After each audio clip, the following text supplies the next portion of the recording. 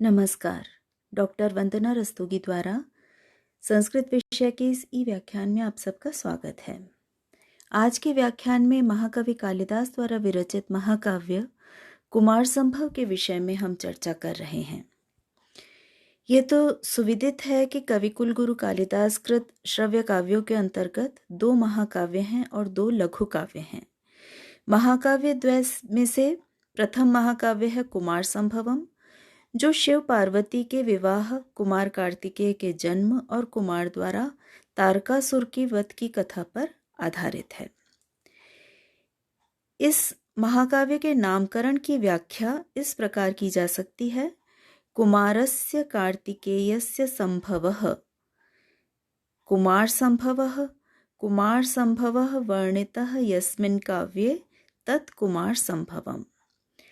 कुमार कार्तिकेय के संभव, जन्म या उत्पत्ति की कथा जिस काव्य में वर्णित है वो है कुमार संभवम।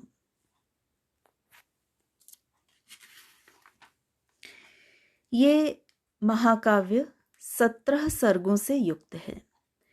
कालिदास के प्रसिद्ध टीकाकार मल्लिनाथ ने इसके प्रारंभिक 8 सर्गों पर ही टीका लिखी है। इसलिए विद्वानों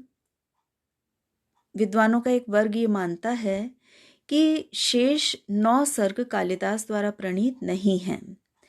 इसके अतिरिक्त ये भी कहा जाता है कि प्रारंभिक 8 सर्गों से ही कुमार कार्तिकेय की उत्पत्ति की व्यंजना की जा सकती है। इसलिए बाद वाले सर्गों के आधार पर यदि उनको जोड़ा गया होता तो इसका नाम कुछ और रखा जाता, तारक वध रखा जाता। ये कहना भी उचित नहीं है। यद्यपि कुछ विद्वानों का यह भी मानना है कि अंतिम 9 सर्गों के बिना कुमार संभव में महाकाव्य के संपूर्ण लक्षण घटित नहीं हो पाते, और इन सर्गों की भाषा शैली भी प्रारंभिक सर्गों से बहुत अधिक भिन्न नहीं है। इसलिए ये संपूर्ण 17 सर्ग कालिदास द्वारा ही विरचित मानने चाहिए और कुमार संभव महाकाव्य को 17 सर्गों वाला ही मानना चाहिए।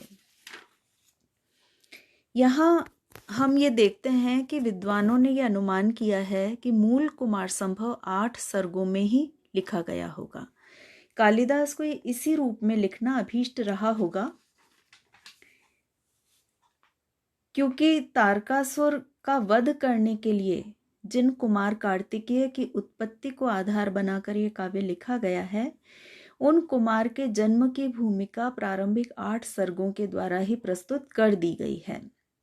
इसलिए हो सकता है कि कवि ने 8 सर्गों की ही इस काव्य की रचना की होगी और बाद में किसी कालिदास उपाधिधारी कवि ने या किसी अन्य कवि ने शेष 9 सर्गों को इसमें जोड़ दिया होगा। इस प्रकार से इन विद्वानों के अनुसार ये 9 सर्ग, शेष जो 9 सर्ग हैं 8 सर्गों के बाद के, वे प्रक्षिप्त ज्ञात होते हैं। ये दोनों प्रकार की मान्यताएं, ये दोनों ही प्रकार के मत विद्वद वर्ग में हमें दिखाई देते हैं, उनके द्वारा हमें प्रचलित ज्ञात होते हैं। काव्य विधा की दृष्टि से कुमार संभव एक महाकाव्य है। इसमें महाकाव्य के लगभग सभी लक्षण विद्यमान हैं। महाकाव्य को सर्गों में विभाजित किया जाना चाहिए। कुमार संभव भी सर्गों में विभाजित है। इसमें 17 सर्ग हैं। पर्याप्त विशाल इसका कलेवर है। प्रत्येक सर्ग में एक ही छंद का प्रयोग किया जाए, ये महाकाव्य का लक्षण है, और सर्गांत में छंद परिवर्तन का विधान होता है। इसी नियम का पालन कुमार संभव में भी किया गया है कि सर्ग में एक ही छंद प्रयुक्त है और सर्ग के अंत में छंद परिवर्तन है। कुमार संभवम के नायक हैं शिव और नायिका हैं पार्वती। शिव धीरोदात्त नायक के गुणों से युक्त हैं। कुमार संभव का प्रधान रस है श्रृंगार रस। इसके अतिरिक्त करुण, शांत इत्यादि का भी गौण रूप से सन्निवेश इसमें हमें देखने को मिलता है। महाकाव्य के अनुरूप ही कुमार संभव में भी यथास्थान नगरों, ऋतुओं, प्राकृतिक सौंदर्य इत्यादि के वर्णन विद्यमान हैं। इस प्रकार महाकाव्य के प्राय सभी लक्षणों को हम कुमार संभव में घटित होता हुआ देखते हैं। कुमार संभव के उपजीव्यता की यदि हम बात करें तो हम जानते हैं कि कालिदास अपने काव्य के वर्णन विषयों को प्रायः प्राचीन कथाओं से लेते हैं। वे कथाएं ऐतिहासिक हो सकती हैं, वे कथाएं पौराणिक भी हो सकती हैं। कुमार संभव भी एक पौराणिक कथा है। शिव पुराण में शिव और पार्वती विषयक इस कथा का विस्तार से वर्णन किया गया है। परंतु विद्वानों के मतानुसार इस महाकाव्य के जो प्रमुख अंश हैं वो महाभारत पर आधारित माने गए हैं। महाभारत के वन पर्व, शांति पर्व, अनुशासन पर्व में इस कथा के अंश प्राप्त होते हैं। इसी प्रकार वाल्मीकि रामायण से भी ये कथा वाल्मीकि रामायण से भी कुमार संभव की कथा पर्याप्त रूप से हमें प्रभावित ज्ञात होती है। जैसे बाली के वध के पश्चात उसकी स्त्री तारा के विलाप के सदृश रति विलाप का कालिदास ने वर्णन किया है। रावण वध के समान तारकासुर वध का वर्णन किया है। ये घटना साम्य और वर्णन साम्य हमें वाल्मीकि रामायण और कुमार संभवम में देखने को मिलते हैं। इस आधार पर कतिपय विद्वान ये मान्यता प्रकट करते हैं कि कालिदास ने कुमार संभव के कथानक को तो पौराणिक आधारों से ग्रहण किया है, लेकिन उनकी वर्णन शैली का जो प्रकार है, वर्णन शैली पर वाल्मीकि रामायण का प्रभाव अधिक दृष्टिगत होता है।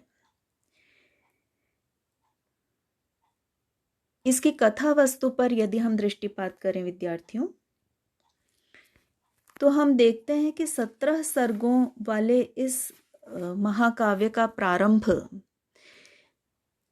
हिमालय के वर्णन से किया गया। प्रथम सर्ग में हिमालय का वर्णन बड़ा ही विशद वर्णन कवि के द्वारा किया गया है। इसी के साथ इस सर्ग में पार्वती के जन्म, पार्वती के सौंदर्य के वर्णन और शिव के साथ उनके विवाह के नारद द्वारा प्रस्ताव, इन प्रसंगों का वर्णन किया गया है। द्वितीय सर्ग में तारकासुर के अत्याचार से दुखी देवता इंद्र को अपना नायक बनाकर, नेता बनाकर ब्रह्मा के पास जाते हैं और ब्रह्मा उनके दुख का कारण समझकर उन्हें बताते हैं कि महादेव का पुत्र ही तारक का वध कर सकता है, इसलिए पार्वती का शिव से विवाह हो सके ये प्रयास करना चाहिए। तृतीय सर्ग में शिव के हृदय में पार्वती के प्रति अनुराग उत्पन्न करने के लिए देवराज इंद्र प्रेम के देवता कामदेव को भेजते हैं और कामदेव वसंत को लेकर के, अपने मित्र वसंत को लेकर के जब वहां पहुंचते हैं तो शिव को वे प्रभावित भी कर देते हैं, लेकिन शिव अपने ललाट पर स्थित तृतीय नेत्र से कामदेव को भस्म कर देते हैं। तो काम दहन का प्रसंग इस तृतीय सर्ग में वर्णित किया गया है। बहुत ही प्रसिद्ध यह प्रसंग है, जिसके आधार पर कुमार संभव को एक श्रेष्ठ महाकाव्य की श्रेणी में रखा जाता है। चतुर्थ सर्ग में मदन दहन होने के पश्चात, कामदेव की मृत्यु होने के पश्चात कामदेव की पत्नी रति का करुण विलाप वर्णित है और उसके इस विलाप से द्रवीभूत होकर के देवताजन ये आकाशवाणी करते हैं कि उसे अपने पति से पुनः उसका मिलन हो सकेगा। कुमार संभव के पंचम सर्ग में पार्वती के शिव को पाने के लिए, तप करने के लिए गौरी शिखर पर जाने की चर्चा है और वह वहां जाकर के कठोर पंचाग्नि तप करती हैं। तपस्या करते समय शिव ब्रह्मचारी का रूप बना करके पार्वती की परीक्षा लेने के लिए आते हैं और शिव की अनेक प्रकार से निंदा करते हैं, लेकिन पार्वती अपने दृढ़ निश्चय से नहीं डिगती और ब्रह्मचारी के आरोपों का प्रत्युत्तर देती हैं। तदनंतर प्रसन्न होकर शिव प्रकट होते हैं और पार्वती को आशीर्वाद देते हैं। छठे सर्ग में हिमालय के सामने सप्तऋषि शिव के साथ पार्वती का विवाह का प्रस्ताव लेके जाते हैं। 7वें सर्ग शिव और पार्वती के विवाह का वर्णन किया गया है। 8वें सर्ग में शिव और पार्वती के सरस दाम्पत्य का निरूपण किया गया है कि किस प्रकार से गंधमादन पर्वत तथा अन्य रमणीय स्थानों पर विहार करते हुए आनंद पूर्वक वे निवास कर रहे हैं। इसके बाद के जो 9 सर्ग हैं उनके प्रमुख वर्ण विषय इस प्रकार हैं: कैलाश गमन, कुमारोत्पत्ति, कुमार बाल लीला, कुमार सेनापत्य, सेनापति का अभिषेक, देवसेना का प्रयाण, सुर और असुरों का युद्ध, दोनों सेनाओं का युद्ध वर्णन और तारकासुर का वध। इस प्रकार से ये कथानक संक्षिप्त रूप में हम देख सकते हैं कि कुमार संभव में वर्णित किया गया है। इसके प्रथम सर्ग का अध्ययन अब हम प्रारंभ करेंगे। आज के व्याख्यान में इतना ही। धन्यवाद।